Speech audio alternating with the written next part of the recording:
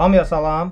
Unreal Engine daxilində dərslərimiz davam edir. Bugünkü dərsimizdən etibarən mühərrik daxilində işıqlandırma dərslərini öyrənəcəyik. İşıqlandırma mövzusunda bütün işıq mənbələrinin işləmə prinsipi, işıqlandırmanın mühərrik daxilində optimallaşdırılması və digər işıqlandırmaya aid bütün məsələləri bu dərsimizdən etibarən öyrənəcəyik. İlk dərsimizdə mühərrik daxilində 3 əsas işıq mənbəyini öyrənəcəyik. Bunlar point light, spotlight və rec light adlı işıq mənbələri olacaq.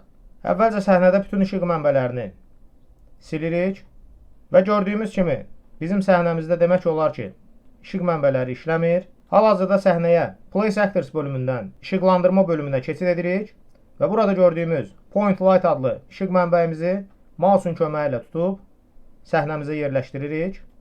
Point light adlı işıq mənbəyi mühərrik daxilində istifadə olunan ən sadə işıqlandırma növünə aiddir.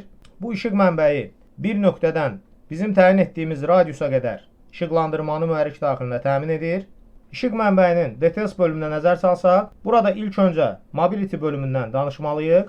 Mobility bölümü bizim işıqlandırmanın statik, stasionar və yaxud da dinamik olmağını təmin edən bir xüsusi bölümdür. Misal üçün burada biz işıqlandırma mənbəyimizi statik olaraq müəyyənləşdirdiyimiz zaman bizim işıq mənbəyimiz tamamilə mühərrik daxilində statik olaraq işıqlandırmanı həyata keçirdəcək. Lakin burada vacib bir məqam ondan ibarətdir ki, Unreal Engine 5 mühərrikində susmaya görə lumen işıqlandırma növü işlədiyinə görə lumen işıqlandırma ilə statik işıqlandırma eyni zamanda işləmir. Buna da görə biz burada təyin edəcəyimiz istənilən işıq mənbələrini ya stasionar və yaxud da dinamik olaraq seçib istifadə edə bilərik. Bu rejimlər arasında fərq ondan ibarətdir ki, dediyimiz kimi statik işıqlandırmada işıq mənbəyi və bu işıq mənbəyindən əmələ gələn bütün kölgələr tamamilə statik rejimdə işləyəcək. Stasionar işıq mənbəyi seçdiyimiz zaman bu o deməkdir ki, bizim işıq mənbəyi istəyimizə uyğun olaraq proses ərzində dəyişdirilə bilər. Daha sadə dildə desək, işıq mənbəyimizin yeri və yaxud da dönmə bucağı istənilən zaman dəyişilə bilər. Məhz bu dəyişiklik baş verən zaman işıq mənbəyindən əmələ gələn kölgələr və işıqlandırmanın özü stasionar şəkildə lazım olan anda dəyişəcək deməkdir. Dinamik işıqlandırma isə burada tamamilə dinamik işıqlandırmadan söhbət gedir. Bu zaman isə bizim işıq mənbəyindən əmələ gələn kölgələr və işıqlandırmamızın özü tamamilə dinamik şəkildə səhnədə işləyəcək deməkdir. Növbəti light parametrinə nəzər salsaq, burada işıq mənbəyimizin intensivliyini görürük.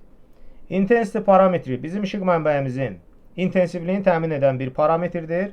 Misal üçün, hal-hazırda intensivliyimizi 8 deyil 1 olaraq müəyyənləşdirsək, bu zaman bizim işıq mənbəyimizin intensivliyini azaldığını görəcəyik. Növbəti light color adlı parametrin köməyi ilə işıq mənbəyimizə istənilən rəngi burada təyin edib istifadə edə bilərik.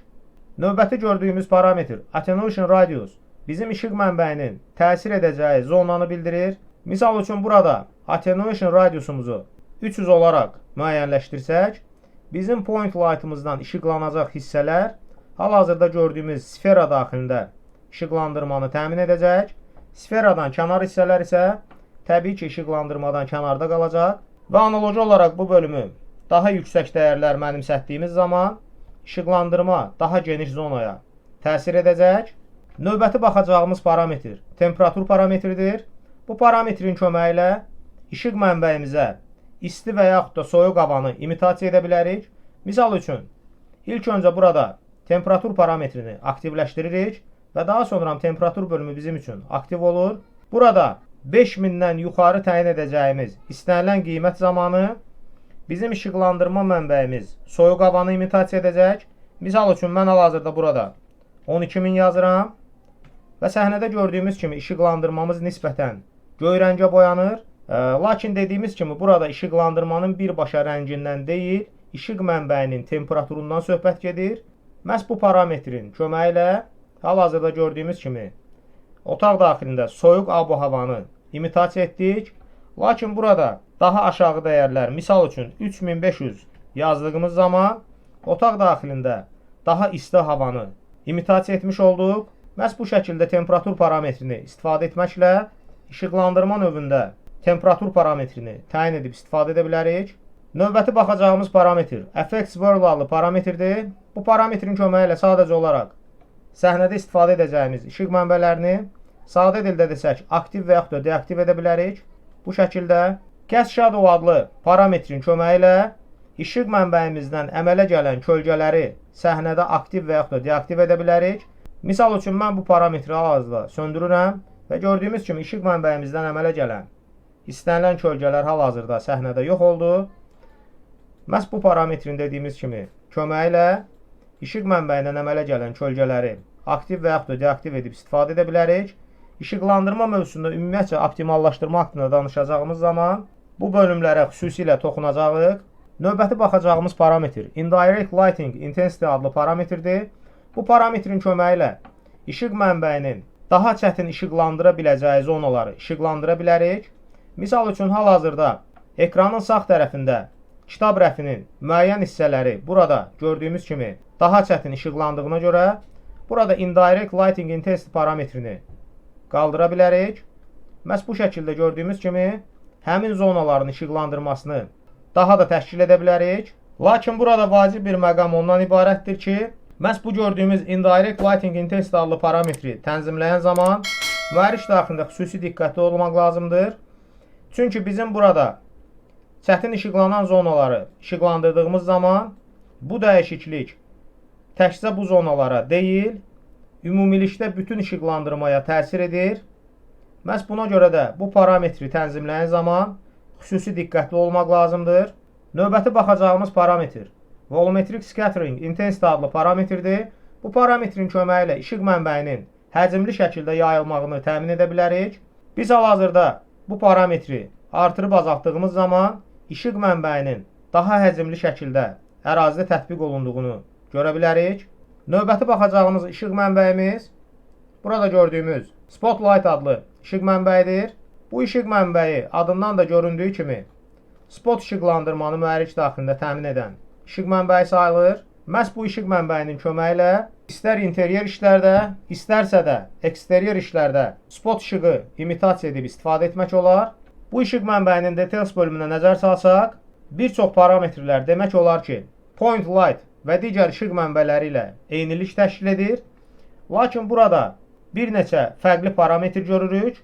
Bu parametrlər bizim işıq mənbəyimizin, yəni Spotlight'ın iç və çöl radiusunu bildirən parametrlərdir.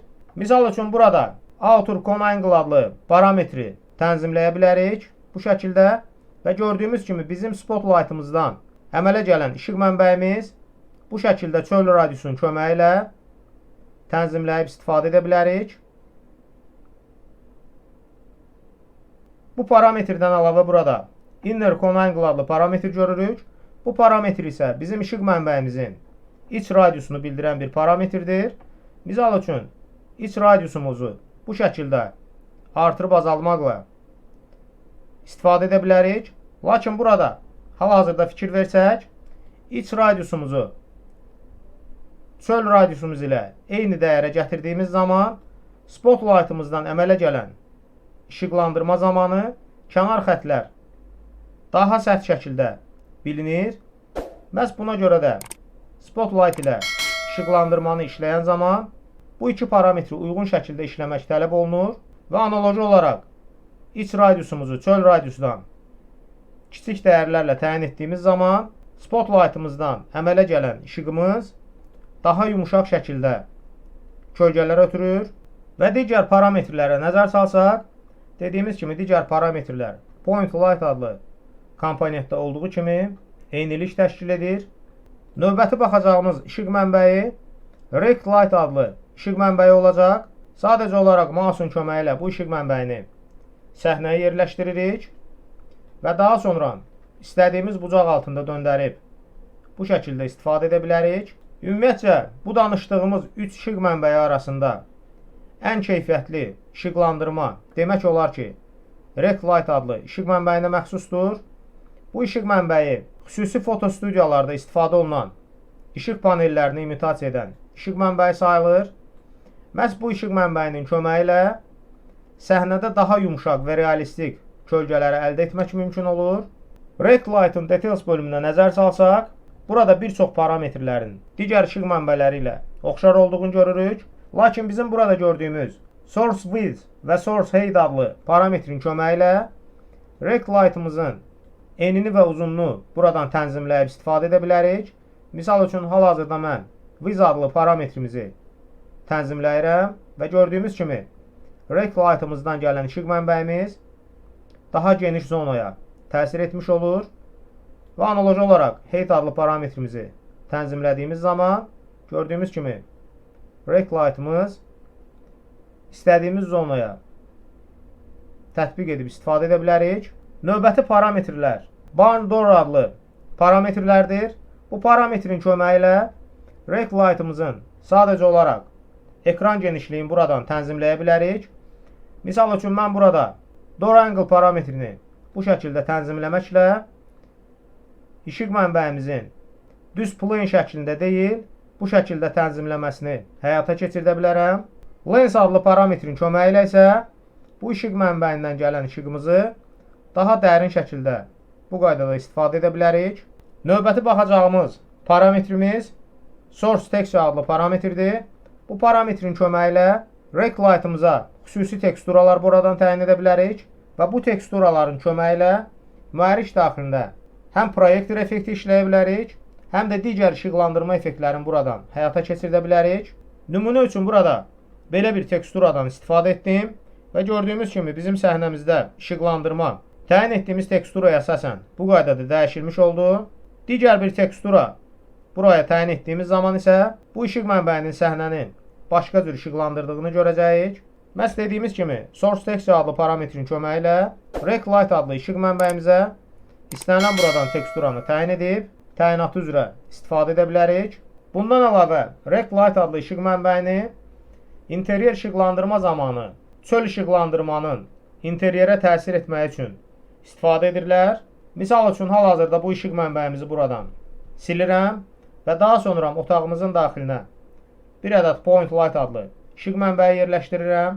İşığımızın intensivliyini 1-ə salırıq və daha sonra Rect Light adlı işıq mənbəyimizi səhnəyə yerləşdirirəm və gördüyümüz kimi işıq mənbəyimizi pəncərənin önündə deyil, pəncərənin arxa hissəsində bu şəkildə yerləşdirirəm və daha sonra pəncərələrimizin ölçüsünə uyğun olaraq bu Rect Light'ımızı burada yerləşdiririk. Bu şəkildə 3 ədəd Rect Light'ımızı səhnəyə yerləşdirdikdən sonra yenidən interyerimizə keçid edirik və burada hal-hazırda fikir versək, bir növ çöl işıqlandırmadan, daha doğrusu günəş işığından gələn şüaları interyerimizdə imitasiya etmiş olduq. Məhz burada dediyimiz kimi Rect Light adlı işıq mənbələrimizi seçəndən sonra burada işıq mənbələrimizə temperatur təyin edə bilərik. Lakin vacib bir məqam bundan ibarətdir ki, bu gördüyümüz effektin hal-hazırda səhnədə işləməyi üçün mütləq şəkildə paralel olaraq səhnədə Exponential Height Fog adlı xüsusi bir vizual effekt istifadə etməliyik. Hal-hazırda gördüyümüz kimi səhnədə bu vizual effekt istifadə olunur. Bu effektimizi deaktiv etdiyimiz zaman bizim təyin etdiyimiz effekt hal-hazırda işləməyəcək. Exponential Height Fog haqqında isə növbəti işıqlandırma dərslərimizdə ətraflı sizlərlə danışacağam. Bu komponentimizi də səhnəyə yerləşdirdikdən sonra digər burada maraqlı bir parametrə baxaq. Yenidən hər üç işıq mənbəyimizi bu şəkildə seçirik və burada Volumetric Scattering Intensity adlı parametr görürük. Məhz bu parametrin köməyi ilə işıq şüalarını daha həcmli şəkildə burada istifadə edə bilərik. Misal üçün, nümunə olaraq mən buraya 5 yazıram. Gördüyümüz kimi həmin şüanın həcmini daha da artırmış olduq. Analoji olaraq bura kiçik dəyərlər verdiyimiz zaman bu şüaların həcmini daha da kiçiltmiş olacağıq. Məhz bugünkü dərsimizdə mühərrik daxilində işıq mənbələri arasında yerləşən 3 əsas işıq mənbəyini öyrənmiş olduq sizlərlə. Dediyimiz kimi, ilərləyən mövzularda digər yerdə qalan işıq mənbələrini və işıqlandırmaya aid digər bütün məsələləri sizlərlə öyrənəcəyik. Kanalımıza abunə olmağı və videolarımızı bəyənməyi unutmayın. Bugünkü dərsimiz bu qədər. Hamıya uğurlar.